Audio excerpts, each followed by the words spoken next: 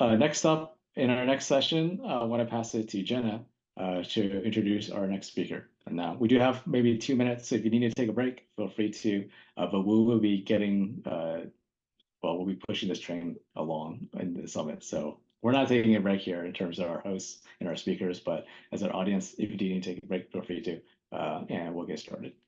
All right, Jenna, what's next? Yeah, thanks. That was such a great session and really getting ready for the rest of the day here. I have the privilege of introducing Taylor Johnson, who is a consultant at Purpose Possible. So right now she's working one-on-one with organizations to also scale fundraising, which is on theme, right? And has actually helped to raise about $2 million for essential programming at a previous organization, the University of Florida, where she used to work in fundraising. And right now she also co-hosts the Short Changed podcast, which talks about slowing down and the importance of community and change and how to make changes. And she also spends time exercising and hiking and looking for the best roasted Brussels sprouts I think I saw. So a woman after my own heart. But yeah, welcome, Taylor. Thanks so much for joining us. Thanks so much for that intro. I'm going to do a little test to make sure my screen shares fine. Let's make this presentation mode.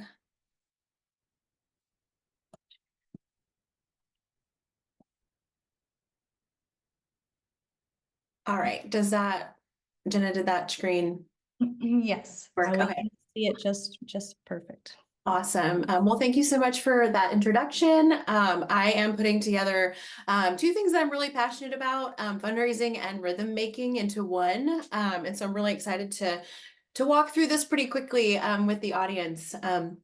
But I will. Jenna already did a great job of introducing me. That's pretty much rounds it up. I have my full career has been in philanthropy. I was a direct frontline fundraiser to start at in higher education, and then I kind of took some of the pieces from the big machine that I learned and have been trying to basically the last 4 or 5 years have been trying to scale it down to become more manageable for grassroots organizations. So those who don't necessarily have a whole development team and development support roles, they usually have 1 to 2 people that are executing those tasks. And so I've had the privilege of just walking alongside those organizations who are doing that really important work. And yeah, bringing those pieces that I learned from higher ed and bringing it into the nonprofit world. I'm a certified fundraising executive. And then, like Jenna mentioned, I'm also the host of the Short Change podcast. So again, nerding out in philanthropy, looking at the higher level of the things that are going on in philanthropy, the things that we think that should be accelerating good are often slowing it down. And so we're doing just some untangling, some call outs in the funding world, and then trying to find solutions, true solutions that are already happening in our communities so basically so everyone in our communities have the chance to thrive with access to resources. So since we're talking about rhythms, figured it's probably a good place to start our rhythm that through our time together today. So first, we're going to really just kick off very simply. What is a rhythm? And then why do they matter in fundraising? Where's the connection here? What are you talking about, Taylor? And then I'm also going to provide 2 tactical tools that you can use in making those rhythms for your organization. So that'll be the fundraising plan, fundraising work plan, and then also the communication cadence. All right, so first off, what is a rhythm? We probably already all know this definition, but it's a strong, regular, repeated pattern. And I think what's so interesting about rhythms is they are both natural to us, instinctive to us, but they're also something that we create, that the rhythms are something we make. So we see rhythms in our everyday life, within our body, through seasons. We have night and day, the tides in the ocean, and then, deep inside our heartbeats as well. And I think we crave that rhythm. And so we make music, we make traditions. I feel like traditions are a really good example of rhythms in our everyday life. At their best, traditions are creating this sense of familiarity, this coziness. We can settle into our roles, and predictability often provides security. And that's going to also be a little bit kind of a foreshadowing of what we'll get into a little bit deeper today. And so without just, not just wanting to talk about fluffy things that as far as the rhythms go, we will be getting into some tactical tools. So like I said, these two, the fundraising plan and the communication cadence, are going to be two things that we're going to be able to put together to create this balanced rhythm within our organization that makes sense to our capacity, but also just the authenticity of our organization. Because again, we know we all have a lack of time. We can't control time, but we can control the way we move through it. And so I hope these tools that we'll go over today will help you create something that is really meaningful for your organization to reach your goals, but also feel really manageable day to day. Okay, so what are the impacts of rhythms? Why does it matter in fundraising? I think what's really important is that rhythms create boundaries and they pave lanes for our organization. So we understand what our priorities are, what our must-dos are. We can decide how we even want to stretch ourselves a little bit within those boundaries and lanes. But within these new boundaries, we can decide very clearly what our next steps are. And then we often know what someone else on our team is working on, or someone in an external role, a board member or a volunteer or even a donor, what their roles are in this as well.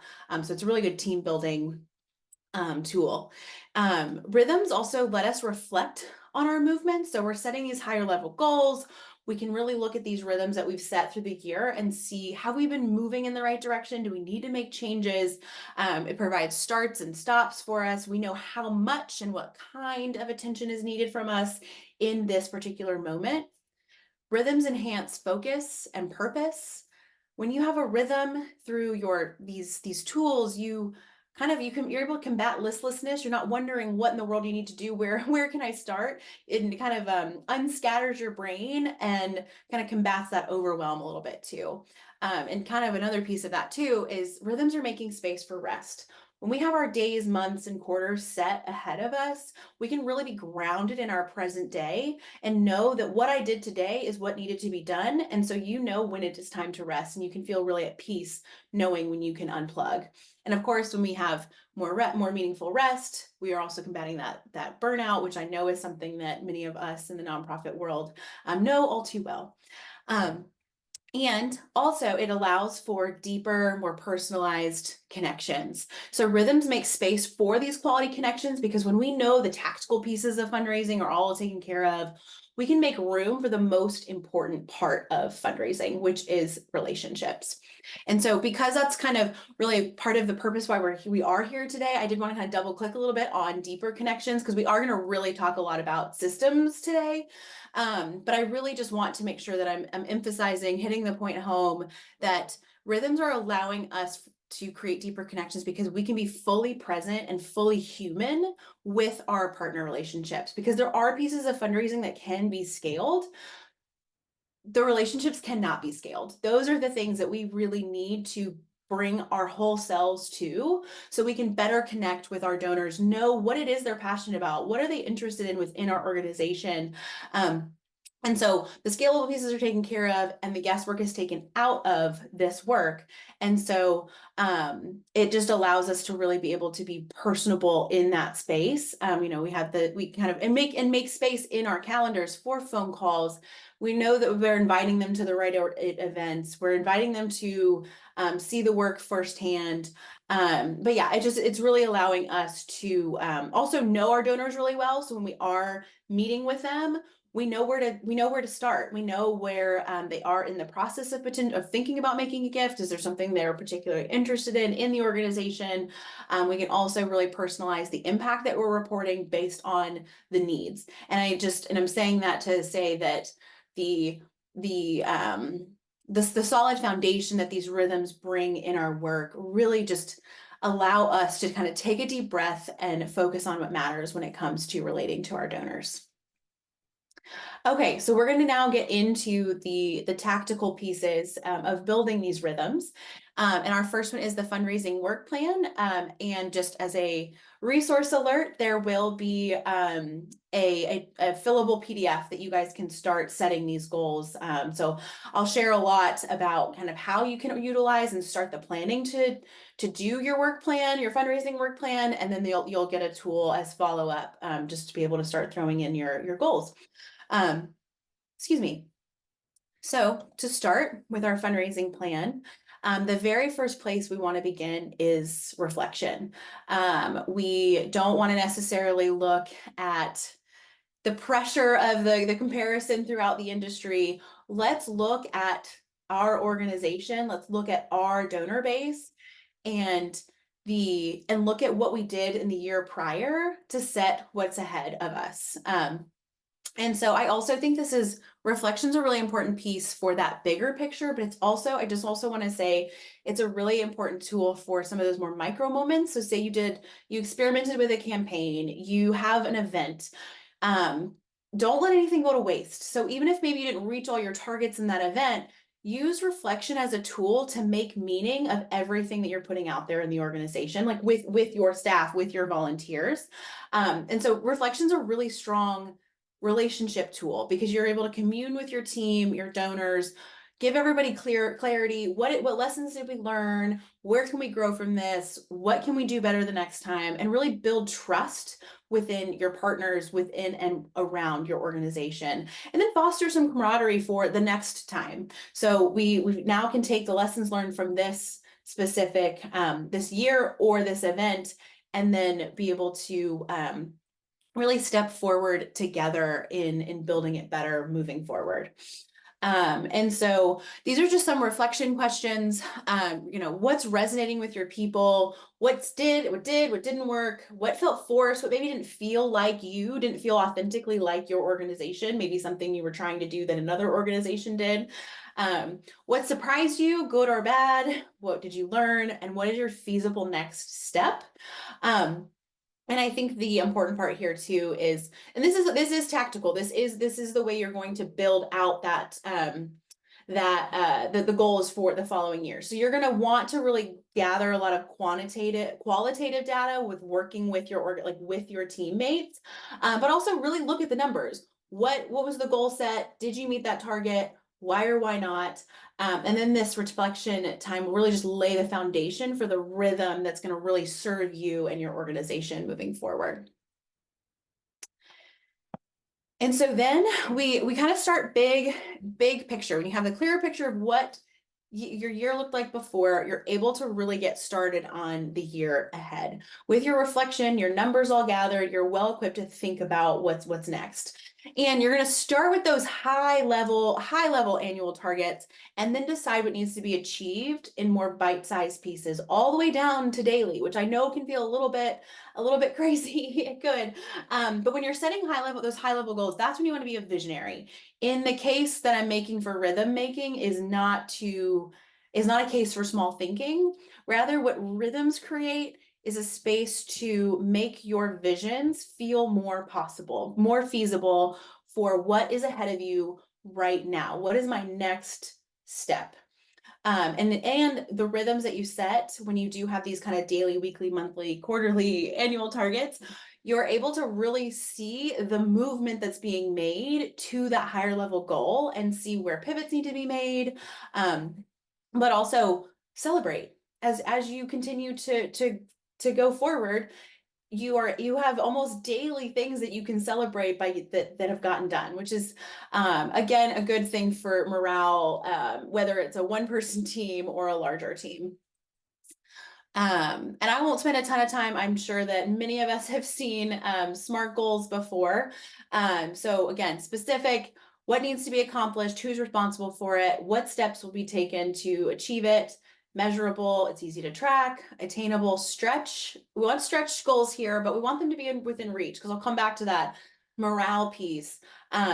When we have attainable goals and we are reaching them together, as again, either it's building like self-confidence or team morale, when we start to see, once we start reaching goals, we're able to reach more goals. And so definitely want to set those pieces in an attainable way, so your team can really feel a part of it, and again, start to get some confidence when it comes to fundraising.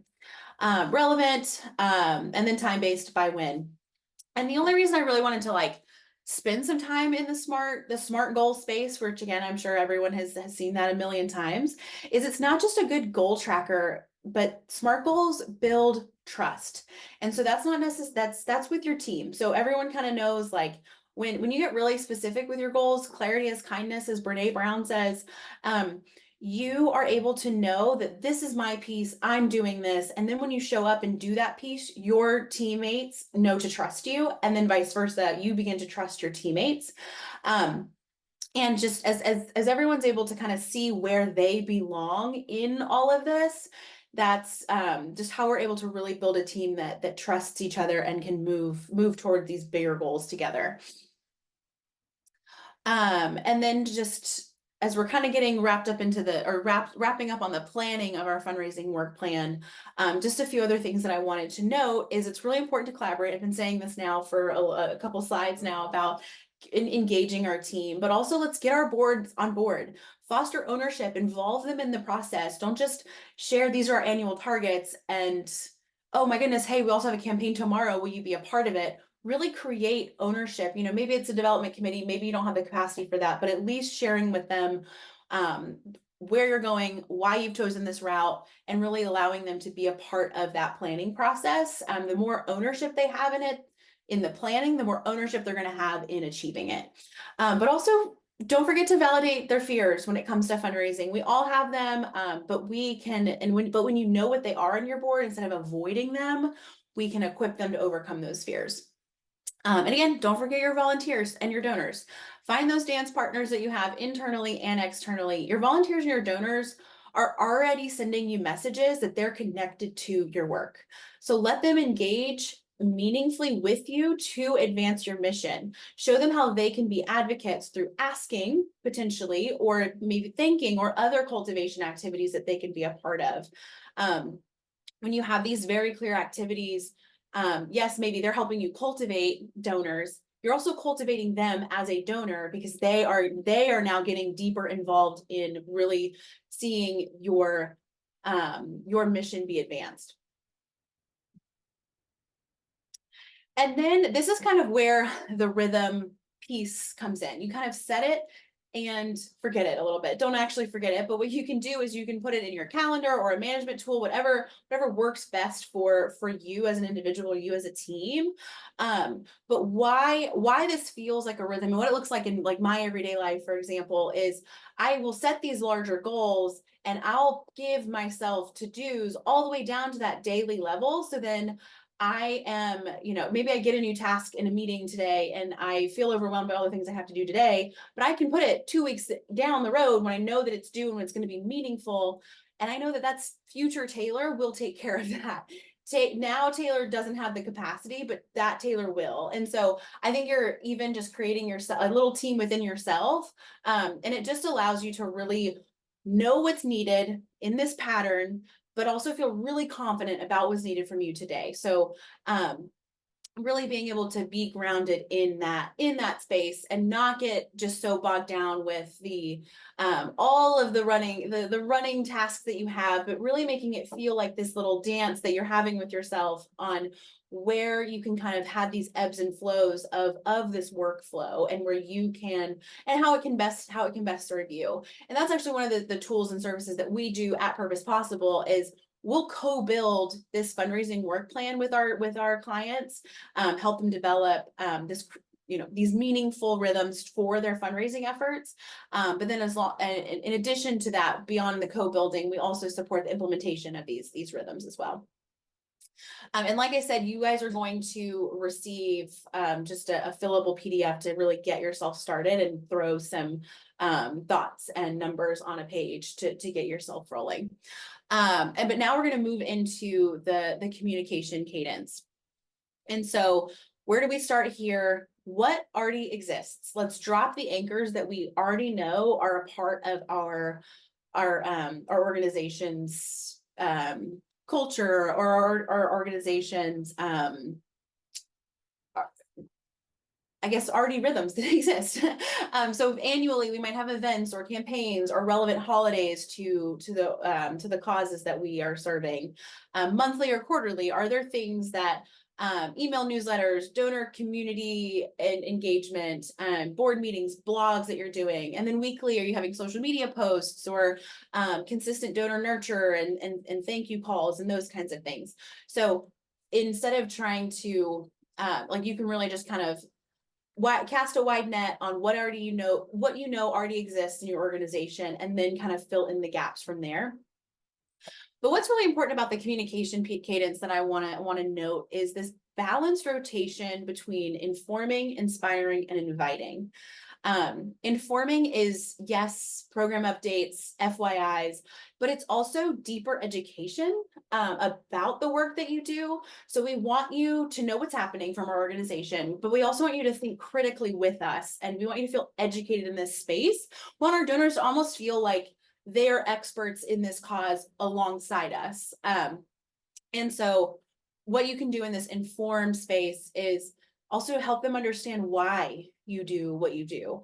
An example of that is I worked with an organization that served former street youth in Kenya. And so instead of them trying to find a residential orphanage or get them adopted, what their main focus was reunifying them with their family. And this organization's done a really good job as to show the stats as to why we do this. And it's the boys that are having better outcomes is when they're reunited with their family. And so they've been kind of sharing that, like, we're doing this a different way than a lot of organizations do, and this is why. And then these donors are now even giving to that organization because they're doing this different approach. And then inspire. We do want to spend a lot of time celebrating, drawing people in, sharing the transformation and the resilience through ethical storytelling, and just really nurture the donor relationships that we have. And really just connecting them on a human level, because again, people give to people, and so we want to share the real stories of impact that's happening within our communities. And then invite is that stronger call to action to give, to volunteer, to share. And I'll show you what this kind of looks like. This is just kind of planning purposes. And then the inform is orange, inspire is yellow, green is that invite, just so you're able to kind of see larger level, or like from a larger vantage point, to make sure that you are having this balanced communication. You're not only reaching out to them when you have a campaign appeal. You're not only reaching out to them to ask them for money. You are showing in your calendar space that you are, you can be confident that you are engaging with your donors and your audience, your larger audience, in many other ways throughout the year. And let's see. I also, and I think I popped in on the end of the last session as well, and I'll make the same note that this is not, we don't want this to just be social. We don't want our communications to just be social media and email. We do need to get offline and hold space for direct outreach, phone calls, visits, tours, however makes sense with our organization. We want to get connected on a human level. But again, we want some still balance of informing, inspiring, not just inviting people to make a donation. I will say, when you do an email or on your social media page, it is best practice to have a way to give, but it's the green is really, we have this labeled green for very specific anchors for the appeals that we are going to make to our organization to give money or to volunteer, etc.